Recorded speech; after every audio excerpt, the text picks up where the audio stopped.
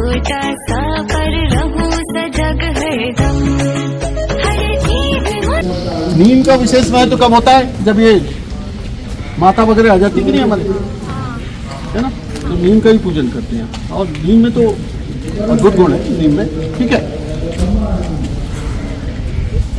तो जीवो जीवस्य जीवनम, ये इसी को हम ध्यान में रखते हैं। एक जीव दूसरे जीव का जीवन है, और ये बिल्कुल 100% सही है, ठीक है ना। अब चलो पीपल की हम बात कर रहे हैं यहाँ पर।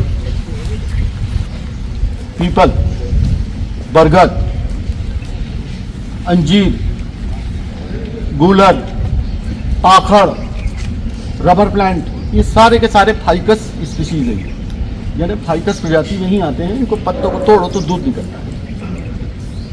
इसको जरा ध्यान से सुनिएगा कि ये जो पेड़ हैं हमारे जीवन के लिए, हमारे जंगल के लिए कितने ज़्यादा महत्वपूर्ण है। ये दो पेड़, ये सारे के सारे पेड़, और जिसमें पीपल और बरगद बहुत ज़्यादा महत्वपूर्ण है। कैसे कि ये इन पेड़ों में क्या होता है कि ये तो वर्ष भर में 3 बार इनमें फल लगते हैं।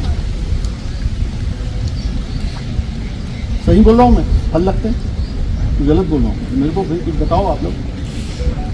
इसमें फल लगते हैं, मैं ये कह रहा हूँ कि फल लगते हैं, तो क्या मैं सही बोल रहा हूँ? हैं? बोलो, आप बोलो। हाँ, और कोई?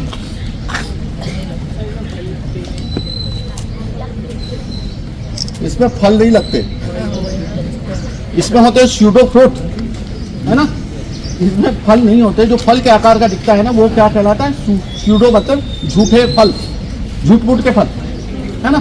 तो होता क्या है इनमें सारे के सारों में जो अंदर जो है, जो दिखता है कि नहीं आपको, जो फ्लावर का जो थैलेमस करके जो पार्ट होता है ना, वो गद्दीदार बन के सारे के सारे, बहुत सारे फ्लावर रहते हैं उसके अंदर, यानी फ्लावर का पुष्पों का समूह रहता है अंदर।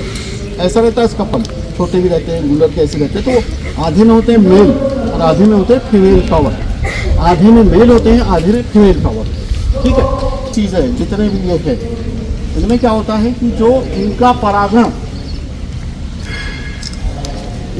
कौन करता है? एक कीट करता है, कीट, है ना।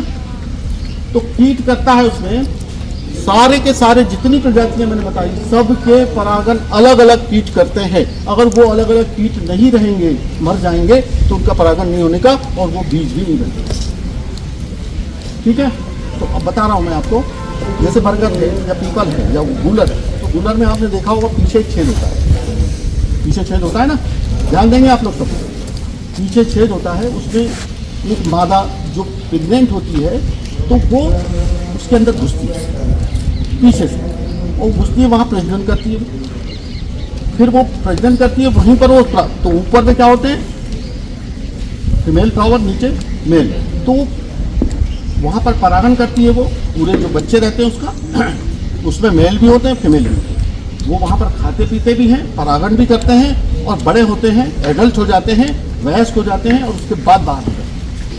तो अब मादा तो अकेली घुसी थी, तो उसके लिए तो एक छेद काफी था। अब इतने सारे वहाँ बहुत सारे देखें, कभी आप कच्चा गूलर को तोड़ के देखेंगे ना, ढेर सारे उसमें से उड़ते हैं, ठीक है ना। तो वो क्या करते क्या है? वो गूलर, गूलर, ये दिख रहा है, गूलर दिख रहा है ना। तो करते क्या है? ये छेद करते हैं उसमें। तो छेद कौन करता है?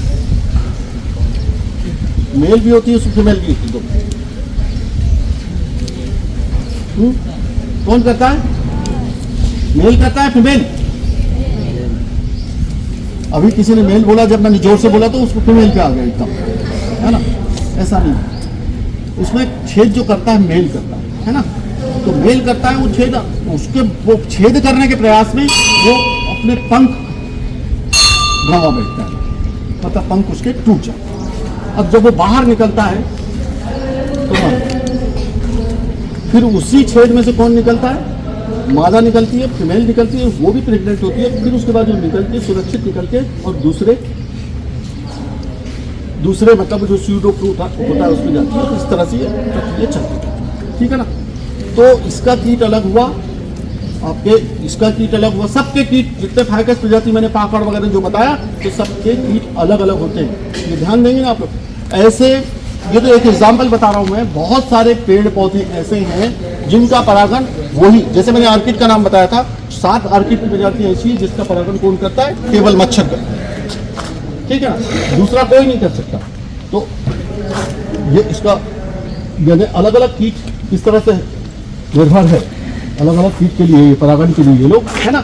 अच्छा, अब इसमें मैंने क्या बताया आपको, ये 3 बार पूरे अपने साल भर में 3 बार फल देते हैं, बताइए 3 बार फल देते हैं पूरे अपने 1 साल में। तो ये जो बरगद का पेड़ होता है, इसमें क्या होता है कि नीचे एरियल रूट आती है, है ना। और ये जैसे आप चिचोली है ना, वहाँ देखे ही होगा, है ना, फोटो में देखा होगा, टीवी में देखा होगा या वीडियो भी देखा होगा, नीचे ये बहुत बड़े बड़े पेड़ होते हैं। चलो याद आया मुझको, सबसे बड़ा बरगद का पेड़ हमारे विश्व में कहाँ पर है?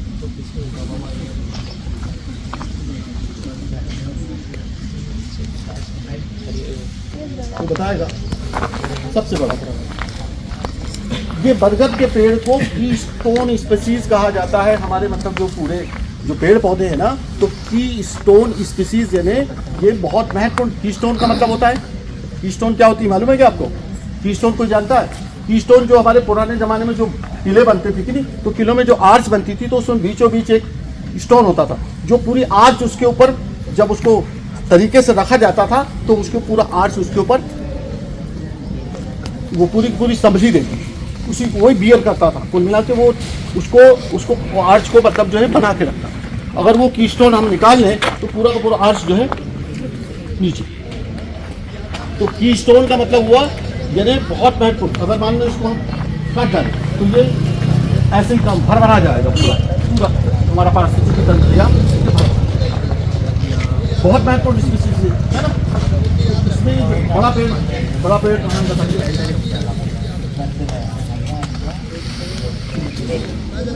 सबसे बड़ा पेड़ तो बताएगा। सबसे बड़ा पेड़ हम जो पहले से मतलब जो चला आ रहा है वो जगदीश चंद्र बसु बॉटनिकल गार्डन कोलकाता, यहाँ पर सबसे बड़ा वृक्ष है। लेकिन इससे भी बड़ा वृक्ष एक जगह और है, वो भी विश्व का सबसे बड़ा वृक्ष है। पहले उसको माना जाता था, इसको माना जाता है, कोई इसको कहता है, कोई इसको कहता है ना। लेकिन वास्तव में जो वही दूसरा मैं बता रहा हूँ वो है हमारे आंध्रा के अनंतपुर डिस्ट्रिक्ट में है ये पेड़। कहाँ पर? कादरी लक्ष्मी करके गांव है, कादरी लक्ष्मी, वहाँ पर है सबसे बड़ा वृक्ष है। इसका नाम है कीमम्मा मारी मनु। क्या? कीमम्मा मारी मनु। अब कीमम्मा का मतलब होता है जो वेंकटेश्वर भगवान है ना, कीमम्मा यानी वेंकटेश्वर भगवान यानी विष्णु भगवान का रूप माना जाता है। मारी यानी उसका जो तना है उसको कहते हैं, मनु यानी वर्ग, ठीक है। तो ये जानकारी आपको दोनों मतलब जो है आपको पता रखिए। अच्छा, मैं बता रहा हूँ कीस्टोन स्पीसीज कैसे। इसमें जो है आपके बरगद के जो पेड़ होते हैं तो ये बड़े बड़े होते हैं। इसमें लाखों कीट अपना जीवन पूरा करते हैं, लाखों कीट। यानी इसका जो इकोसिस्टम है वो एक इकोसिस्टम इसमें पूरा वही करता है। यानी उसमें अब जैसे कीट है तो उसमें पक्षी आएंगे, पक्षी खाएंगे उसको नियंत्रित भी करेंगे, उनका भोजन भी होगा, दोनों चीज़ें होगी। और उसके बाद में वहाँ पर और पक्षी कीट क्या करेंगे? परागण करेंगे। कीट जो है परागण करेंगे, उनका काम परागण करना है। तो परागण मदद कर स्पीशीज को क्या कहते हैं? कीस्टोन स्पीशीज भी कहते हैं। और पूरे इसमें बहुत सारी फूड चैन यानी क्या बोलते हैं, खाद्य श्रृंखला है और खाद्य जाल चलते हैं, इसलिए हम उनका पूजन करते हैं। अब दूसरी बात, आम, इमली, करंज, ये तो देखिए कर रहा हूँ। आप इधर देखिए, आप ये इधर देखिए, ये नीम है, दिख रहा है ना आपको? ये नीम है, इधर भी नीम दिख रहा है, ठीक है। उसके आगे दिख रहे हैं आपको सागौन दिख रहा है ना, तो ये जो सागौन है, अब मैं बात कर रहा हूं किसकी, फोटोसिंथेसिस की कर रहा हूं। प्रकाश संश्लेषण क्या होता है, क्या होता है? प्रकाश संश्लेषण में पौधे भोजन बनाते है ना। तो उसमें क्या क्या होता है भाई? जड़ के माध्यम से क्या लेते, इधर ध्यान देंगे आप लोग। जड़ के माध्यम से क्या पानी और खनिज लवण और ऑर्गेनिक पदार्थ लेते हैं उसको जड़ के माध्यम से। ऊपर से क्या करते हैं, प्रकाश और कार्बन डाइऑक्साइड का अवशोषण करके भोजन। इनको हम क्या मानते हैं, पौधों को, पेड़ पौधों को, जैसे साजा है इसको बड़ा देव बोलते हैं, बड़ा देव, ये महादेव, महादेव का स्वरूप मानते हैं, है ना। तो पेड़ पौधे वास्तव में महादेव ही है ना। हम कहते हैं कि भाई ये विष लेते हैं, विष लेते हैं और क्या करते हैं, अमृत देते हैं, है ना। तो कैसे देते हैं अमृत, अब बताऊं मैं क्या, मालूम है? ऑक्सीजन छोड़ देते हैं और कार्बन डाइऑक्साइड लेते हैं। अच्छा, तो वो तो और फिर एक अमृत और है ना। चलो मैं आपको थोड़ा सा बता देता हूँ क्या होता है कि जो प्रदूषण यानी विष क्या है, कार्बन डाइऑक्साइड। कार्बन डाइऑक्साइड जितनी बढ़ रही है उतना ज़्यादा पूरे विश्व में पूरा प्रदूषण बढ़ते चला जा रहा है, ठीक है ना।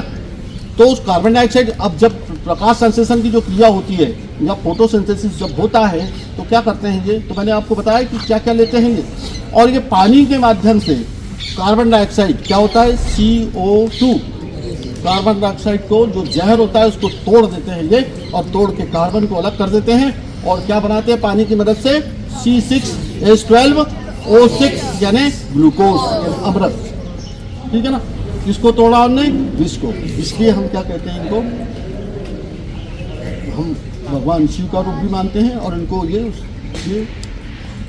यानी वास्तव में शिव है, क्योंकि ये इस तरह से ये अमृत हमारे लिए, सबके लिए ये अमृत है ना। तो ये तो फोटोसिंथेसिस वाली बात होगी। ये कौन ऑक्सीजन ज़्यादा देता है, कौन ऑक्सीजन कम देता है, कौन हमारे पर्यावरण के लिए ज़्यादा अनुकूल है, कौन ज़्यादा अनुकूल नहीं है, कौन से पेड़ को। तो हमारे लिए जैसे मैंने क्या बताया आपको, नीम है, बरगद है, पीपल है, अंजीर है, आम है, इमली है, आपके अर्जुन है ना, अर्जुन है। ये सारे के सारे पेड़ जो ज़्यादा दिनों तक के, वर्ष में ज़्यादा दिनों तक के हरे रहते हैं, जिनके पत्ते बहुत कम दिनों के लिए झड़ते हैं, वो ज़्यादा ऑक्सीजन का उत्पादन करते हैं, ठीक है। तो अब ये सागौन जो है दिख रहा है ना हमको, तो ये सागौन में 4 महीने के लिए पतझड़ होता है।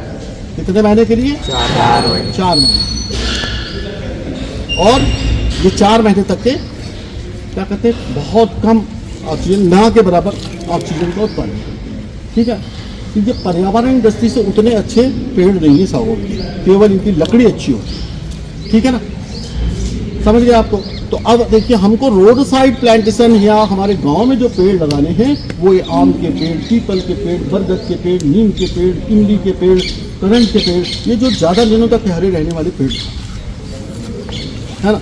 तो ये तभी मतलब जो हमारे ये कहते हैं ना कि जिस गांव में पहले कहा जाता था कि 5 पेड़ के नाम बताएंगे, 5 पेड़ जो पुराने लोग हैं भैया हमारे बुजुर्ग, एक तो पीपल, बरगद, नीम, आम, इमली, जामुन, ये पेड़ अगर जहाँ होते हैं ज़्यादा से ज़्यादा, जिस गांव में जितने ज़्यादा होंगे वो गांव उतना स्वस्थ रहेगा,